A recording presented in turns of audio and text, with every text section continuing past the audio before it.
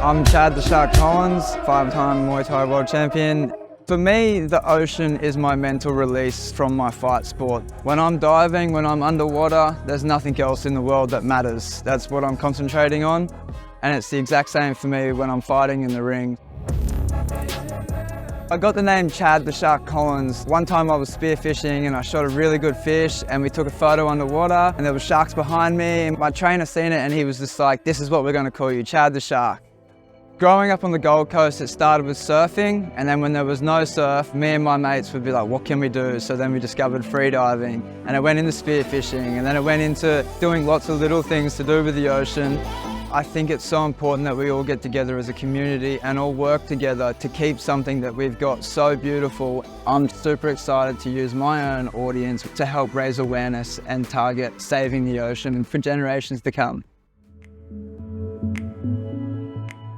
My name is Andre Burrell. In my 20s, took up scuba diving and then learnt about what is happening to our oceans here in Australia and was just mind blown. Ended up going really deep on that subject and making a documentary about it. What would be the next step or the next goal for yourself? The overarching goal is to get rid of shark nets and drum lines and still make sure people are safe, still have things in place, not do it in a way that kills thousands and thousands of animals.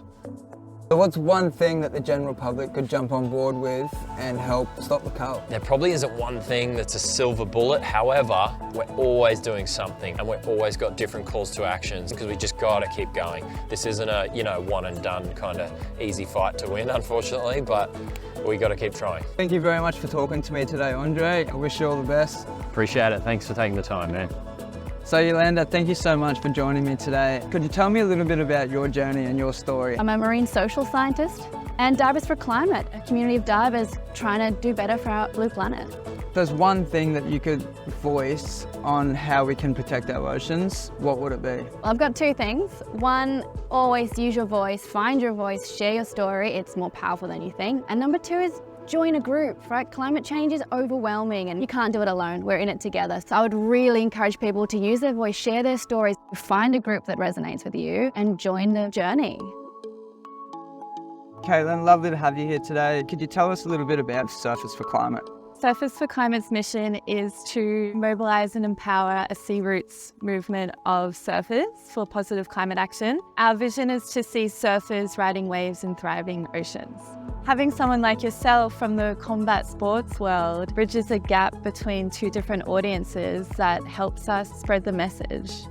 Surfers have a unique connection to the ocean. They're witnessing firsthand the effects of climate change, and this intimate relationship that they have and are witnessing every single day gives them a unique perspective and a story to tell. And that's why surfers can be powerful storytellers in the lead for fighting against climate change.